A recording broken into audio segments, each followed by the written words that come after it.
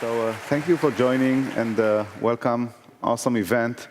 I'm here to talk to you today about continuous testing strategy for mobile applications. And for those of you who don't know me, my name is Kinsbruner. I'm an evangelist, director and evangelist at Perfecto, the author of these two new books.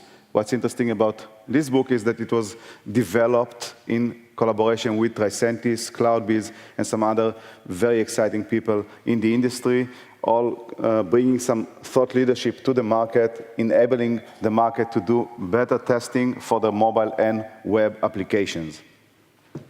Today, I'm going to talk to you about a few things. One of them is, what is continuous testing? Everyone is using it. Some people are actually using it in a different way. So at least my point of view of what is continuous testing, what's the strategy if you are trying to move towards DevOps, how continuous testing and DevOps play together. Later on, I will actually talk a bit about, how the mobile space disrupts continuous testing and how you can actually overcome these challenges.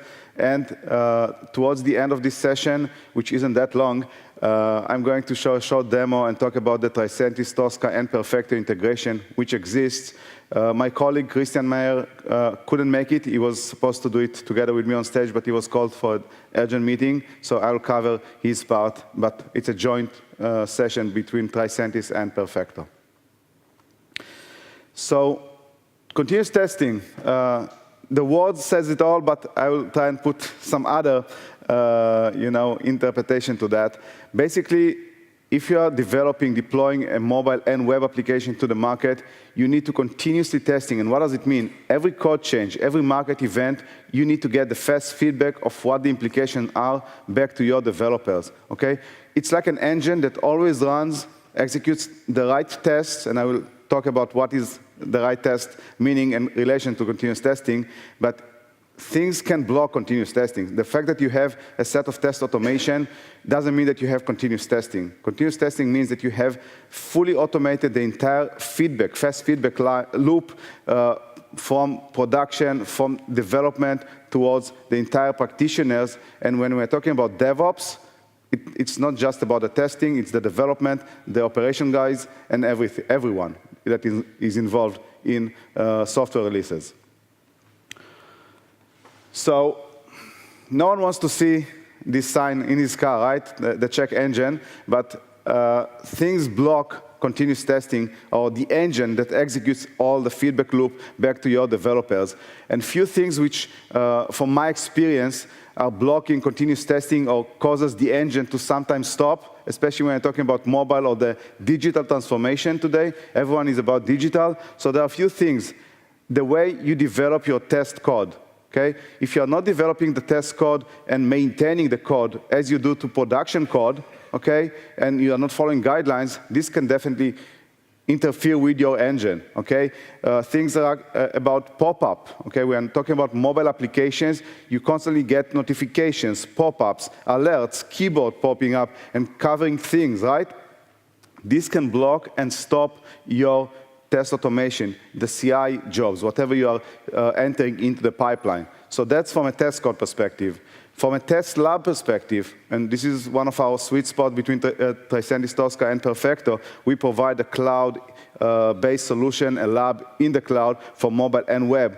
If you do not have a stable cloud or a test lab that executes for you, for the developers, for the testers, the entire test activities, then you are going to get some, device disconnections, battery dying. You are not getting in-time upgrades to the iOS 12.0.1, which was just released yesterday, okay? These kind of things needs to continuously be maintained and executed for you, okay? That's the test lab piece in the engine, in the continuous testing engine.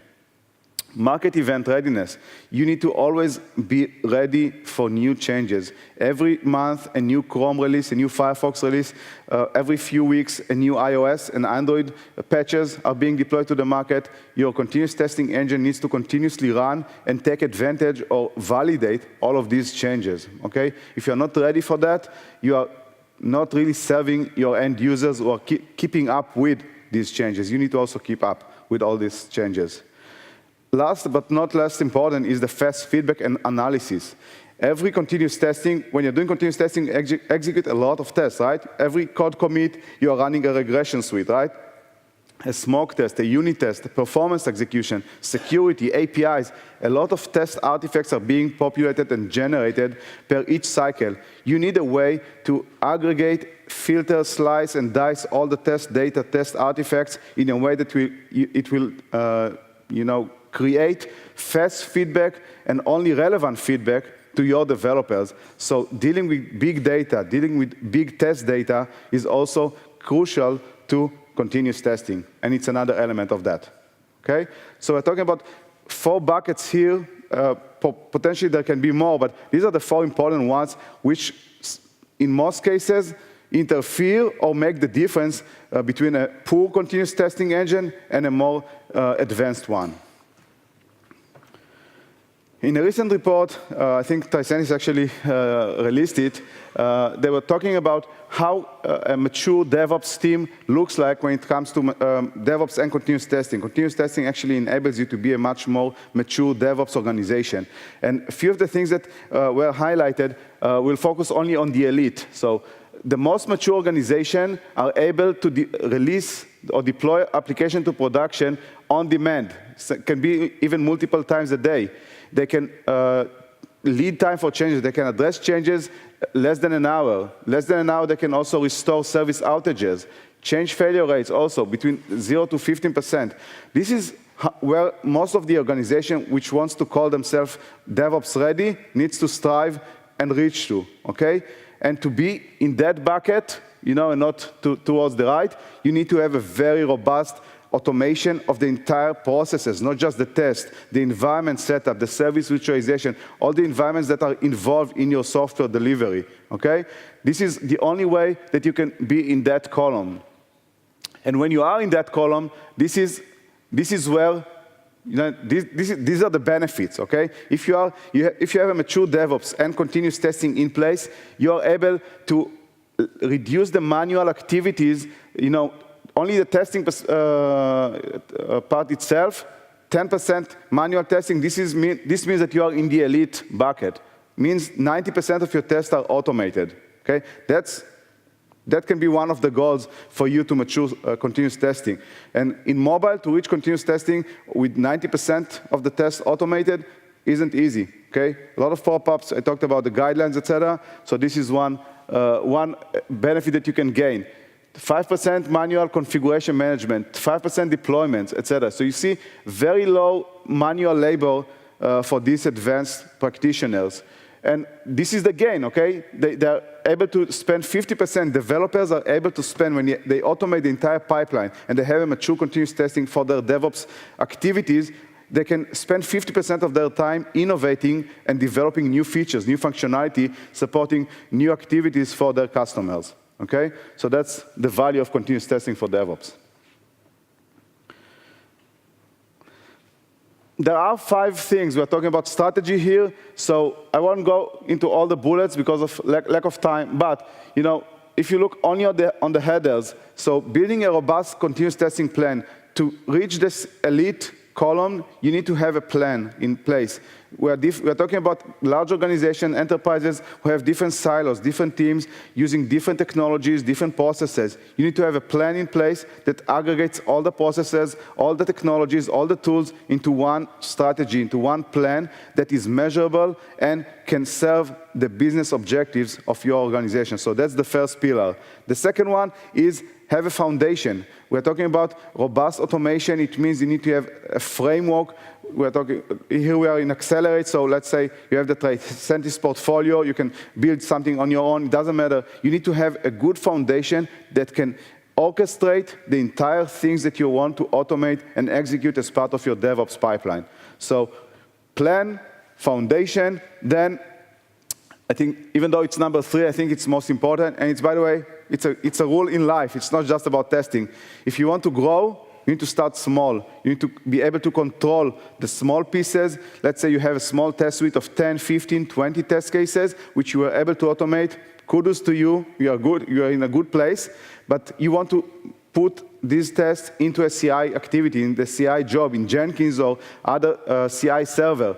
You want to make sure that it's running continuously per each code commit and delivers the fast feedback that we were talking about earlier. If something fails, it must be a bug. It cannot be a flaky test due to bad object IDs, can be different causes. The environment isn't stable. So start small, make sure that you have the first 10, 20 test cases, then scale up, but at least you have the strong, robust foundation that you can build on top of. When you are rushing into putting 90% test automation into one bucket, everyone messes with each other, you don't have the right dependencies, you're not going back to the ready state between execution, a mess happens in your entire continuous testing pipeline, and everyone blames each other. Start small, make sure that you control the pipeline, and then scale it up. You don't want to be satisfied with this start small and scale. You want to continuously improve your activities. This is where you have measurements, okay? You need to have objectives, goals, and measures that you can act upon and scale as well. So building all these metrics around test flakiness, number of escape defects, number of user stories that you can push per each iteration, operational costs, etc. So all of these measures, and there are plenty of other measures, by the way, in the book as well. There is a chapter just about measuring and improving your continuous testing in DevOps. So make sure that you are measuring your success, not to blame one another, but to improve your own processes and practices. It's not who is doing better than other, it's just making sure that you are doing a better job as you scale, as you grow. And the final one is about the fast feedback and analysis. You are generating a lot of data, as I mentioned earlier. You need to be able to get very fast feedback and take the decision based on data-driven analysis. So that's the 5 pillar. Not everything needs to be automated. This is why you need to have a very risk-based approach to test automation, and this needs to be based on the user stories about fast feedback that you are getting from your customers, and only once you can put a plan with the scoring that is based on, your gut feeling, the risk to your business, the value that the test is adding, the cost to develop and maintain the test automation code, and the history of the test. Only when you aggregate all of these considerations into one, you can give a score and decide what's worth automation and what's not. And I recommend to do it per each, bulk of functional areas in your application, and this will actually save you some time going forward. I think that from a time perspective, we don't have that much time, so I'll step a bit forward and talk about the mobile specifics. So the mobile space, everyone is into mobile today. Even if you have just a web application, it's probably much more accessed and used, consumed from smartphones and tablets rather than desktops. So that's the reality today. And when you're talking about mobile, you're talking about coverage. It's a lot of platforms, Android, iOS. The fragmentation is continuously growing. We see it. But you need to think about coverage for mobile testing and continuous testing in general in 3 dimensions when you're talking about mobile. So it will be the platform coverage itself. It means which devices, which operating systems, right? iOS 12 on iPhone X, iOS 11 on, iPhone 7. The second layer or dimension is the user condition. Mobile applications are being used across multiple dimensions here. Different platforms we talked about, different orientation, portrait versus landscape, different locations. People are always, in the move, so they are in airports, they are on their way to work, they are going on the train, they are losing network connectivity, etc. So the location and the network and the background apps that are running while they are using your application is the second dimension. So device operating system, the user conditions that are involved, and then the entire things that happen when the device is being used and the application is being used. So you need to take all of these under consideration. And if you look at this slide, I look at this slide and say, okay, that's my test plan. Okay? When I want to automate one mobile application, I need to think, okay, which devices, which operating systems, which network connectivity or network conditions I want to cover, which locations, okay, or which personas are going to use my application, and which applications they're constantly using in the background, because my app is only one out of 20 or 30 apps that are being used in a single moment on my device, okay? So that's your test plan. And oh, by the way, if you want to be specific, this is the iOS landscape today. Okay? We are already looking at 4 different families. In Android, it's even more complex. And you see that each device has its own unique operating systems. All of these 3 families are end-of-life. But the thing is, iPhone 4S, iPad mini, iPhone 5C, iPad 4th generation, even though they are end-of-life platforms, you can hardly find them. You know, they are available in our cloud. They still have significant market share. You know, between 3 to 5%. These platforms have between 5 and 10%. So based on your analytics, based on your traffic analytics, you can take a risk-based approach and see, okay, do I need to cover them in my test plan? But these are the old legacy platforms. You also have the newer ones, with this release being released to the public this week. So you have different smartphones, different tablets, different screen resolutions. So you have a risk-based approach. And I'm saying today, iOS market coverage should be between 10 and 15 permutations for you to have the global iOS market, to cover the iOS market. On Android, it's more or less the same, just don't get me wrong. So it's very complex. And going back to the cube, network conditions. This is from Germany. You know, you can go to OpenSignal at any given time. OpenSignal provides you with the benchmarks of which operator network carrier, how it behaves across, you know, over time. Who is more mature in the 4G, 5G, which is coming soon, 3G, download speed, upload speed. This also impacts the user experience, okay? So if you know that in different locations in Germany where they have different carriers, the download time, the upload time is very slow, you need to test against these carriers because you definitely have users working on this in these areas. So you need to see if you can optimize in these areas your application user experience. Maybe you can do some caching, you can play with some other parameters in the app, maybe move to a progressive web app approach, which is currently trending. So think about the network conditions as well, the background applications. It's all boils down to the continuous testing strategy and planning that you are doing. These are just some measurements I mentioned earlier. You know, you can think about flakiness, number of escape defects, etc. But this is something for a test manager to consider when he's building the continuous testing plan. And this is agnostic. It's not just for mobile. It's for any application. And it helps you to continuously improve your processes. With that, let me just move briefly to a joint story between Perfecto and Tricentis Tosca. And as I mentioned, this part should have been presented by Christian Meyer, a product manager from Tricentis, but he couldn't make it, so I'm going to cover it for him. And what Tricentis are providing to the market, jointly with Perfecto as well, is a continuous testing platform. And by now, after this 20 minutes that I was boring you to death, you know what is continuous testing.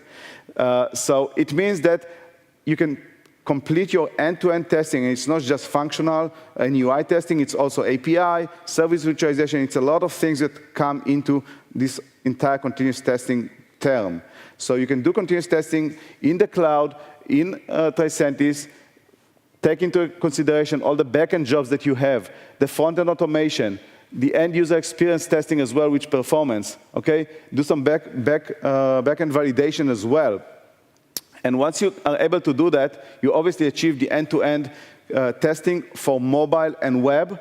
And the unified user experience, this is how it looks like, okay? You are able to test your mobile, your desktop applications in one user experience, in one single UI, okay, which is a very boost to your productivity of your test practitioners, your developers, okay? You can see it here. That's the mobile, that's the web. It's kind of the similar UI, similar experience across different platforms. And I don't think that there is an organization today who only has one application. You have multiple applications. So from a training and ramp-up perspective, you have a seamless user experience. One test case fits it all. I think that's one of the key messages here when you're using Tricentis Tosca. What Tricentis Tosca and Perfecto are doing, this is the Tricentis portfolio, right? What Perfecto and Tricentis are trying to do is to build or to bring the cloud and the hardware simulation to the Tricentis Tosca portfolio to enable you to do end-to-end testing, as I mentioned earlier, across both mobile and desktop web. And the way it works, it's very easy, okay? I will show you a very quick demonstration of how this integration works. So, Perfecto, I'll just share with you the screen because it's not sharing. 1 second. Sorry about that.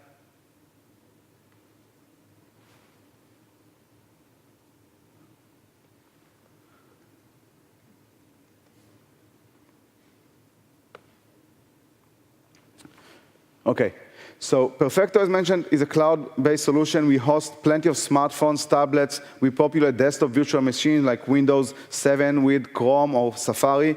And with Tricentis Tosca, the way it works, you will have a cloud, a dedicated cloud of mobile devices and desktop browsers. For a mobile specific devices, you will get a device ID, okay? The unified identification number of a smartphone or a tablet.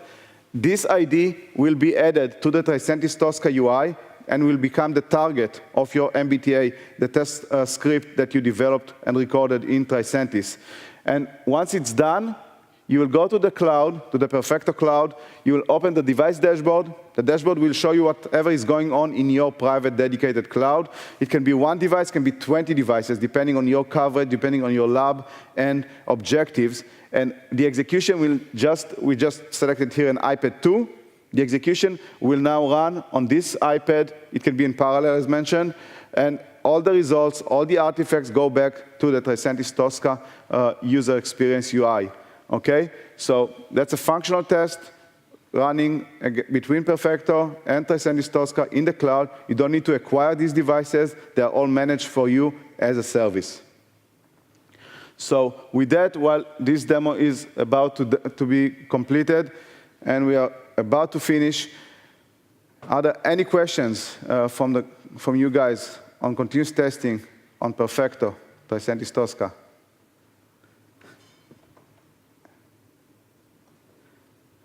Yes? Are there hardware devices behind the simulation, or is it just emulating the devices? So these are all real devices.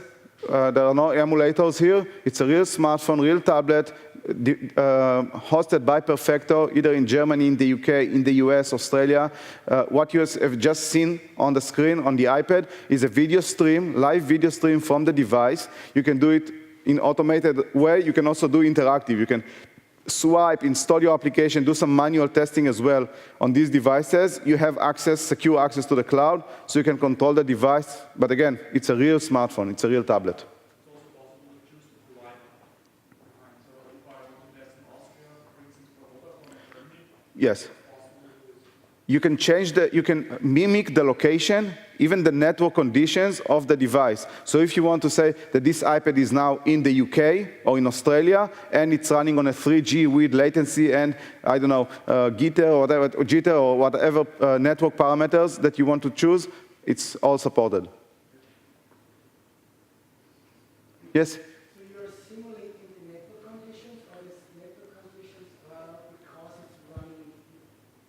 So the question is, you're simulating the network conditions, like you produce error on purpose, or you are having like the different behavior because the location is different? So it's a good question.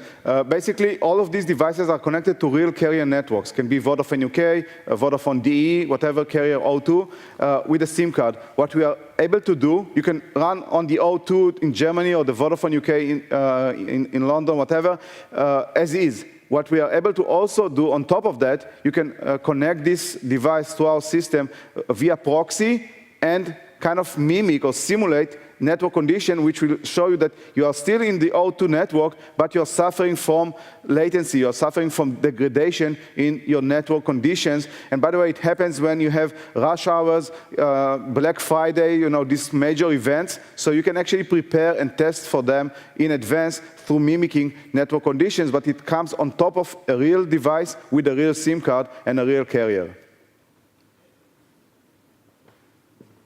Any more questions? Good.